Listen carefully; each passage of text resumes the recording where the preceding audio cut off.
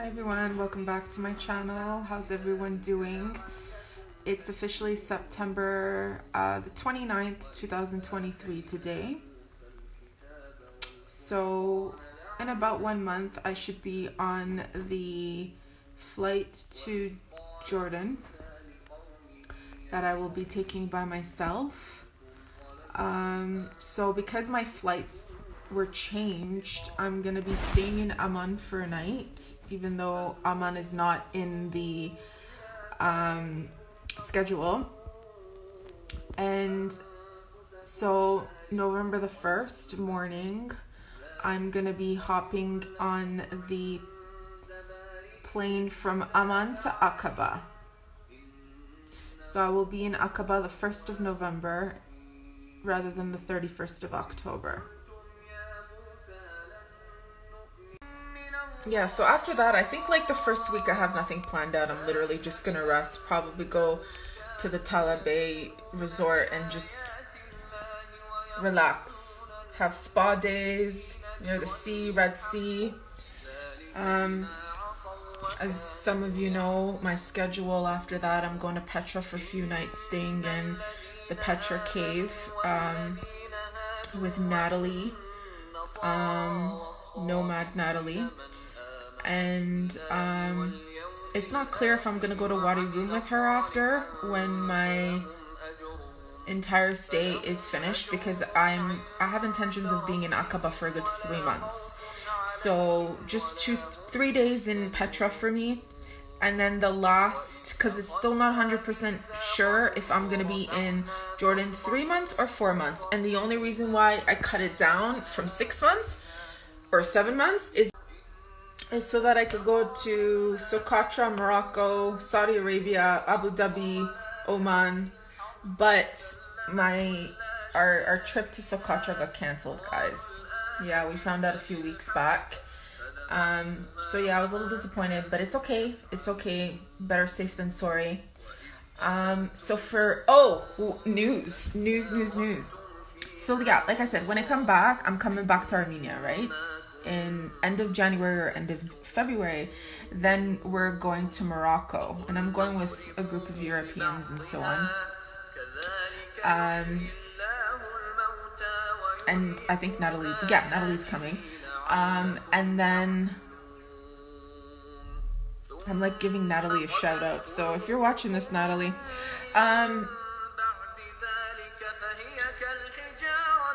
so here's the thing with Saudi Arabia. Okay, so here's the thing with Saudi Arabia.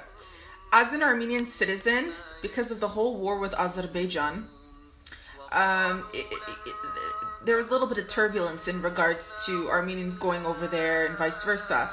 But if I'm not mistaken, May or June of 2023, there started a Saudi Arabian air flight, direct flight that goes from Riyadh to Yerevan and vice versa.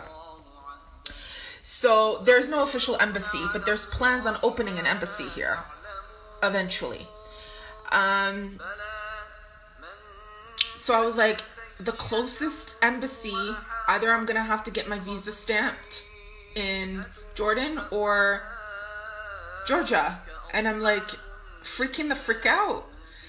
And for the past several weeks, there is this Saudi Arabian guy who is somewhat in the tourism industry, and he's like totally obsessed with me going to Saudi Arabia.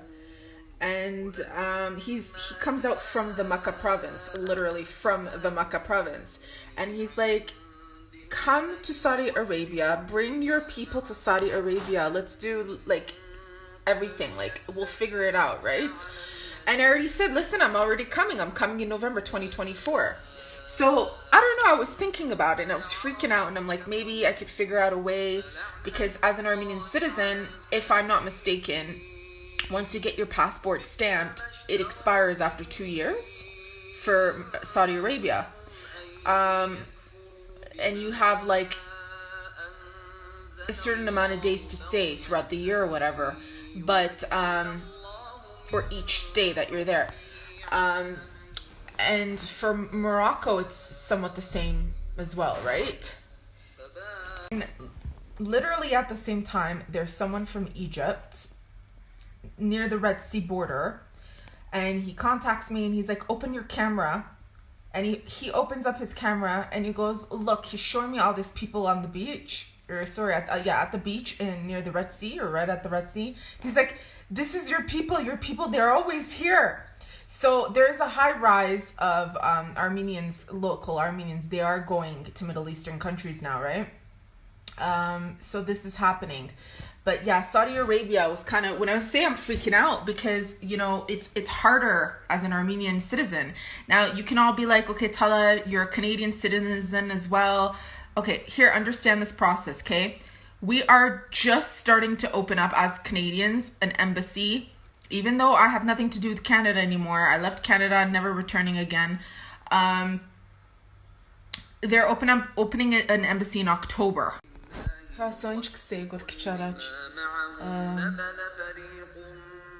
So yeah, regarding the stamps and visa, so miraculously, I got to connect with an organization that its branch started in Georgia, if I'm not mistaken, Travel Door Armenia, and they had just posted that they're now, Armenian citizens now can receive visas with their agency. So I was connecting with Navart and Ani. Navart's from Georgia and Ani's from Yerevan office.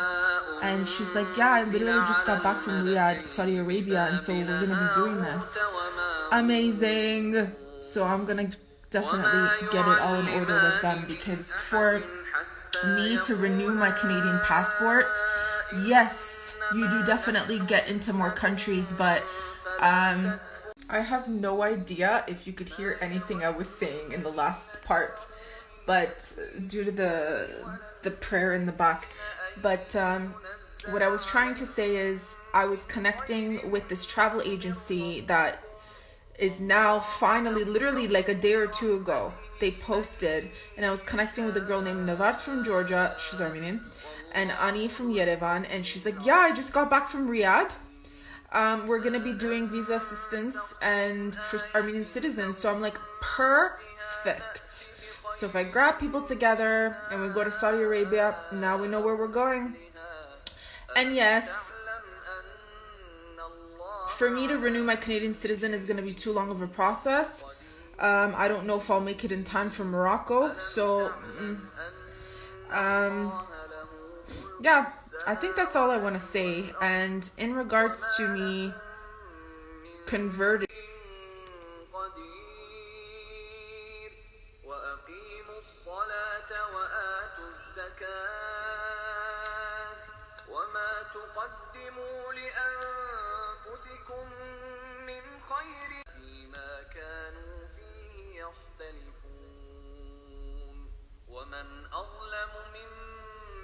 okay, so Saudi Arabia,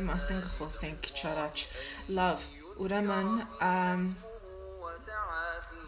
so here's the deal, ladies and gentlemen.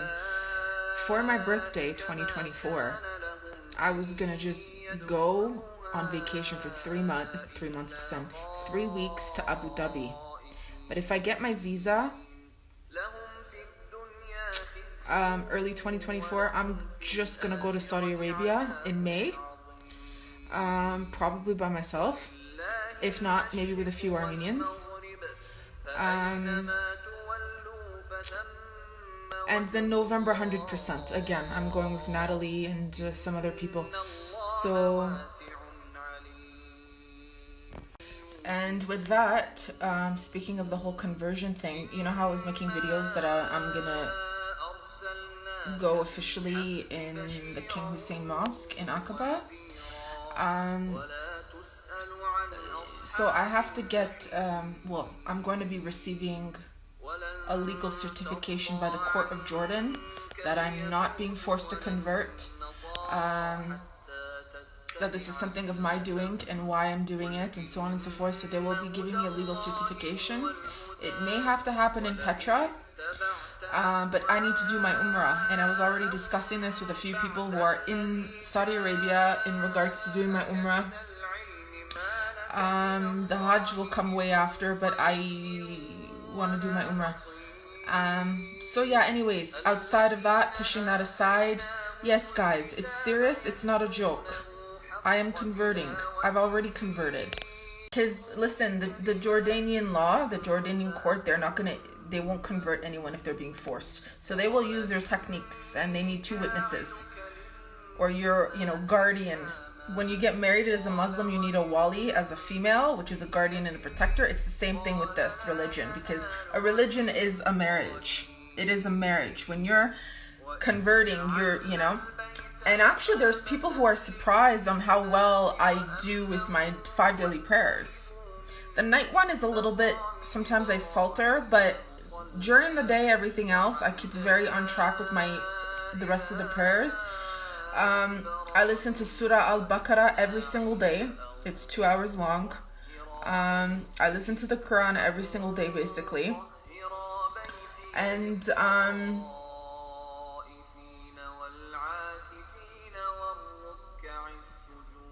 so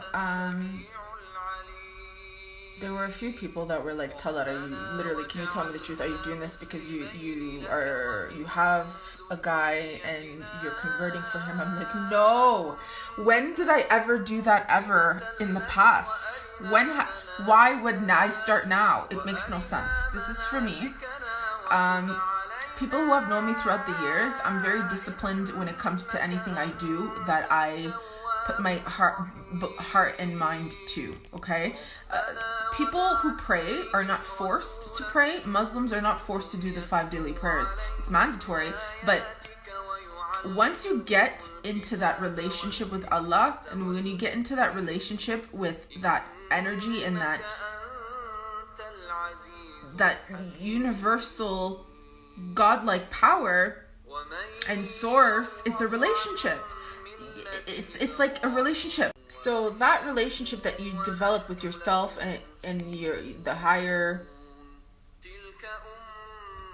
every single time I prostrate and get down on my knees, it's so liberating. It literally feels like weights of stress and heaviness and burdens and pain, it releases out of my entire DNA, out of my thoughts, every single time. So it starts off with the Fajr, then it's the Dur, then it's Asr, then it's Maghrib, and then it's Isha. These are the 5 daily prayers. Each prayer is about, the shortest one is Fajr, starts around, depending on where you are. Here it's about 5 in the morning in Armenia, but it's the shortest one, but each one is roughly about 4 to 6 minutes, each prayer, okay? So yes, it's in Arabic.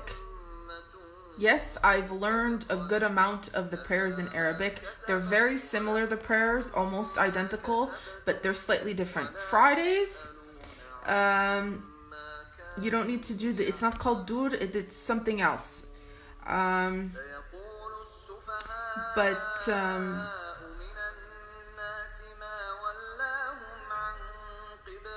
The question some of you ask me, that's the thing, If you know me, you wouldn't be asking me these questions, because a lot of people don't know me, right? Or they think, is she joining some fanatical thing? Please go back and watch my videos. If you have the intelligence, the patience to understand people and psychology and humanity and the brain and everything, you'll watch my videos. One of the videos just got deleted, a clip of the video. Anyways, it's not important. Well, maybe it was, but forget it. Keep it out. So, as you know, I'm not an Arabic speaker. I'm originally an Armenian and English speaker. So yes, I speak Western Armenian and English. So after all these years to automatically speak Arabic, it's the pronunciations aren't very good for me. And anyone coming from the Western world as well, where they would have a hard time with the pronunciations. So Friday, it starts off with Fajr. And then it's Juma, so the Dhuhr is no longer for Fridays, and it's Juma. Okay, so ladies and gentlemen, if you still have any questions, feel free to message me or ask me anything you want, as long as it's in the line of respect. If it's not in the line of respect, kindly you could just remove yourself, or I'm gonna have to do it for you, or not respond or block you. So, or you could just, you know, if you have any intelligence, and I always say this, and seek to understand someone, maybe go watch I have videos from the beginning I started this channel, so go watch the channel, see what I'm saying, what I'm doing, and actually listen, because if you cannot listen to what I'm saying, that's on you, that's not on me, okay? And that's it. I'm all about being in tune with the spirituality, and connecting